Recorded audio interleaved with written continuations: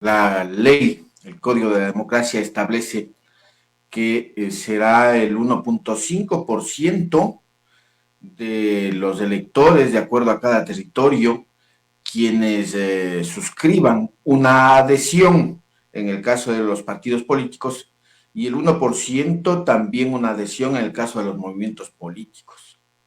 Pero cuando se hace un análisis a nivel territorial del Ecuador en particular sobre la participación de los ciudadanos en política, se establece que apenas el 5% de los ecuatorianos, más o menos, somos quienes estamos en alguna acción o actividad política, y en este caso político partidaria o de movimientos políticos.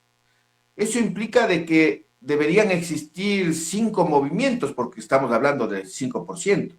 Entonces, no refleja desde el punto de vista de la participación en los procesos electorales una real incorporación de la ciudadanía a los procesos político-electorales y partidarios.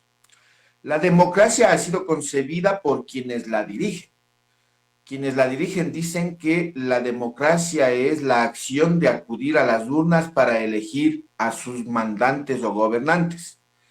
Pero para aquellos que creemos que hay que colectivizar la participación, no solamente en la toma de esta única decisión, sino en la conducción del Estado, creemos que la democracia es precisamente la incorporación de toda la ciudadanía en todos los ámbitos para que pueda analizar un proceso que tenga resultados. Cuando digo un proceso implica no solamente dentro de las elecciones, sino también ya en la gestión que las autoridades elegidas puedan realizar al interior de cada una de las instituciones. Esa es la democracia que nos han vendido, esa es la democracia que nos han dicho que es la adecuada. Y resulta que a título de ello, incluso cuando se cuestiona la labor de los gobernantes o muchas ocasiones de los asambleístas, ¿qué se nos responde? Que ellos son la voluntad del pueblo. La voluntad del pueblo ha sido elegir a una persona que mal o bien ganó en las elecciones, pero incluso a veces a través de unas campañas de marketing publicitario en donde se construyen imaginarios falsos frente a personas que detrás hay trayectorias obscuras, no solo del mal manejo de la política, sino a veces hasta de la cuestión personal, y que no tienen capacidades ni siquiera para incorporar las propuestas y acciones que la ciudadanía plantea. Ese imaginario de democracia es el que nos han vendido, lamentablemente, y también forma parte de la actitud ciudadana, porque si estamos diciendo que de 17 millones de ecuatorianos apenas 1 millón y medio de personas estarán involucradas en el proceso político, es gravísimo, porque estamos permitiendo precisamente de que nos dirijan aquellas personas que no son las más adecuadas y está demostrado definitivamente para que nos gobiernen en el país. La pregunta que quizás podemos hacer es, ¿son 276 organizaciones políticas o son 276 agencias de venta de ilusiones o de cargos de empleo, más no organizaciones políticas que sustenten una democracia en el Ecuador, doctor? En el Ecuador ha dejado de existir de una u otra forma, quizá por ahí alguna, las organizaciones ideológicas, organizaciones que tienen una concepción filosófica, una concepción política de funcionamiento. Y esto obedece precisamente a que ciertos politiqueros han considerado de que esta es la mejor forma para acceder a alcanzar beneficios propios, más que el beneficio ciudadano. Y a ello obedece incluso de que ahora se crean lo que se conoce como organizaciones político-partidistas de alquiler, porque se generó una información de que algunos partidos lo que estaban haciendo es cobrando costos de acuerdo al nivel de candidatura, si son concejales tanto, si son alcaldes tanto, si son prefectos tanto, y si son gobiernos parroquiales tanto. Y eso lo sabíamos desde hace mucho tiempo. Estas organizaciones que no tienen un imaginario ideológico, un ideario ideológico, justamente son la mayoría de estas 273 organizaciones. Yo digo de una u otra forma, los partidos políticos están obligados a cumplir con ciertas normas de funcionamiento, aunque en ese sentido también creo yo de que el Consejo Nacional Electoral no ha cumplido su función de vigilar que ese funcionamiento sea adecuado en relación a la declaración de sus propios estatutos en cada una de las organizaciones político-partidistas. Porque si plantea que deben cada uno de los partidos, en este caso partidos políticos, organizar, digamos, escuelas de formación y liderazgo a su interior para construir nuevos cuadros. Deben hacer un seguimiento con cercanía a esos partidos, no con los informes, porque sabemos de que en este país lamentablemente la farsa y la mentira es la que prima. Entonces deben hacer un trabajo de cercanía con esas organizaciones para verificar si es que es real lo que se está desarrollando en cada organización política. También plantea la necesidad de que se estructure en todo el país. Yo en algún momento decía, ¿cómo es que existe, por ejemplo, y voy a mencionarlo, el Partido Social Cristiano? Sí, claro, la norma dice que debe sacar superior al 4% de votación para poder continuar vigente dentro del registro electoral, pero resulta que saca el 4% solamente en Guayas, en Manabí, y en el resto del país saca el menos del 4%. Entonces debe ser relativo o proporcional la distribución del 4% al número de votación de todo el país para que tenga esa vigencia. Y ese control no lo hace, pues, entonces el Consejo Nacional Electoral. Yo creo que hay un elemento de complicidad del Consejo Nacional Electoral para el funcionamiento de estas organizaciones que tienen cacicazgos, obviamente, porque recordemos de que Alianza País salió Correa de la dirección de ese movimiento y resulta que desapareció en la práctica porque asumió otra persona que no tenía liderazgo y se generan estos procesos de cacicazgos. Y en el caso de los movimientos políticos, pues fíjese usted que en las elecciones anteriores, no las del 2021, sino las del 2017, se generaron una serie de organizaciones políticas como movimientos. En el 2019 surgieron otras y en el 2021 surgieron otras. Pero, oh sorpresa, ¿quiénes son los que están en estas nuevas organizaciones? Los que fracasaron con los movimientos anteriores. Entonces, 273 organizaciones que tienen legitimidad, que tienen legalidad.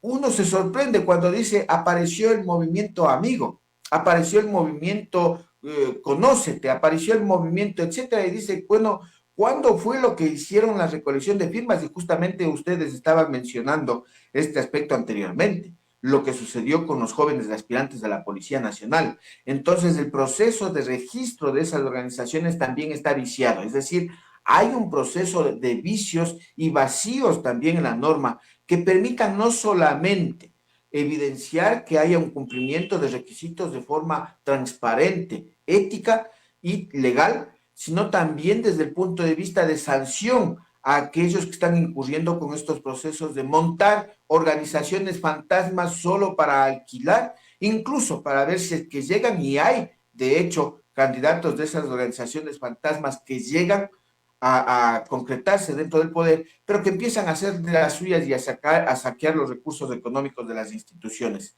Y entonces implica, por ejemplo, el tema de las firmas falsificadas que se evidenció que eran miles en el país en la década de la Revolución Ciudadana, que fueron falsificadas. Esta venta ahora que se ha hecho con las bases de datos para incorporar a jóvenes que querían aspirar a la Policía Nacional, se implementaron acusaciones particulares, privadas, fiscales. La fiscalía intervino, pero no tenemos resultados. No hemos evidenciado que uno, por lo menos, haya sido internado a la cárcel por cometer delitos de falsificación, en este caso ideológica y de documentación pública en estos aspectos. Yo creo que no garantiza el número también, ¿sí? No es una cuestión del número solamente de movimientos o partidos políticos, sino garantiza la calidad de su formación, de su estructura, de sus procesos y también el análisis que tengamos como ciudadanos para, digamos, enjuiciar o dar valores críticos respecto a cómo funcionan y quiénes son los que integran esos partidos y quiénes son los candidatos que representan esos partidos. Que como hemos observado también, los candidatos en la selección no son pues los que se deciden al interior, porque hay organizaciones incluso que se han fraccionado producto de las decisiones antidemocráticas internas, sino que se hacen primarias en función de la conveniencia ya y de los acuerdos, que incluso a la esfera de la inscripción de candidaturas lo que hacen es presentar a otros candidatos que no fueron seleccionados dentro de las elecciones primarias, que es la disposición de la norma legal en este país. Por lo tanto, también las elecciones primarias no corresponden a una representación del pensamiento o la idea o la necesidad que tienen los militantes de estas organizaciones. Hay que transparentar la organización política, hay que establecer normas mejor calificadas respecto a cómo deben constituirse estas organizaciones para impedir la proliferación y, como algún rato yo dije, la prostitución partidaria y de los movimientos políticos en el país. Nos dicen, vea, usted tiene que votar por tal partido político. No puede elegir entre uno u otro partido político. Si no tenemos partido político, ¿qué estamos eligiendo, doctor? Los partidos políticos van a tener vigencia ahora, mañana y pasado mañana. No es que se van a acabar, porque ese va a ser el medio desde el punto de vista de elección de quien nos gobierne, sea nacional, provincial, regional, cantonal o de las parroquias en este caso. Porque por lo general lo que se entiende a realizar durante los procesos electorales es de que la ciudadanía empieza a cuestionar o a criticar a las organizaciones políticas, dice otra vez los políticos, otra vez los partidos políticos, pero ese va a ser el instrumento de participación dentro de elecciones. Tenemos claro, dentro de elecciones. El segundo aspecto es precisamente el tema de que la democracia impuesta nos dice democracia-elección, pero es la elección de los dignatarios que gobernarán cada uno de los niveles territoriales. Como yo digo, la democracia no es solo eso. Cuando nos dicen elección, debe ser también elegir qué sistema educativo queremos, qué sistema de salud queremos, qué seguridad social queremos, qué sistema económico o modelo económico tenemos, qué sistema en este caso, ahora que estamos con el problema de seguridad, de la gestión de la policía, del ejército, de las fuerzas de seguridad tenemos, qué sistema hasta cultural queremos y tenemos. Todos los elementos que componen la vida de los habitantes del territorio deberían ser sujetos a esta elección para que se desarrolle una verdadera democracia, cosa que no existe. Y no existe porque se ha generado esta idea, pues, de quienes dirigen las instituciones, en este caso el Consejo Nacional Electoral. Y también, obviamente, la contribución de los políticos que les interesa que este sistema funcione de esta manera, desestructurada, desorganizada, sin fundamento ideológico, filosófico, sin unas organizaciones fuertes que consoliden un pensamiento y que lideren procesos organizativos importantes en el territorio. Les interesa tener ello porque les permite acceder al poder, porque es una disputa del poder.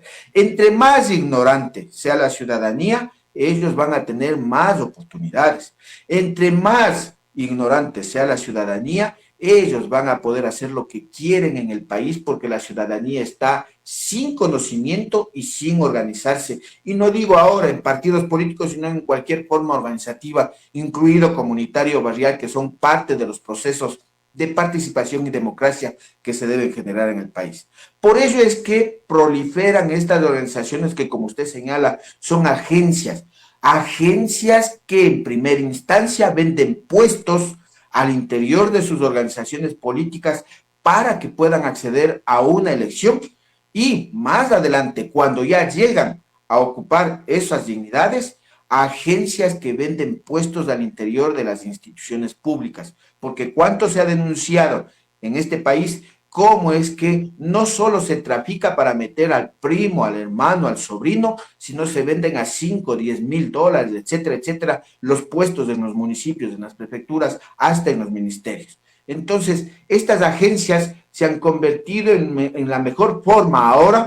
Antes decíamos que era a través de robarle directamente al Estado, ahora se han convertido desde la corrupción en la mejor forma de llevarse los recursos del Estado, porque a la final el ciudadano que pague por un puesto no va a ir solamente a cumplir una función dentro de una institución, sino a la final va a ir a recuperar lo que ha pagado por esa candidatura o también ha pagado por ocupar un puesto en la institución pública en donde ese partido político o movimiento le vendió. Pues.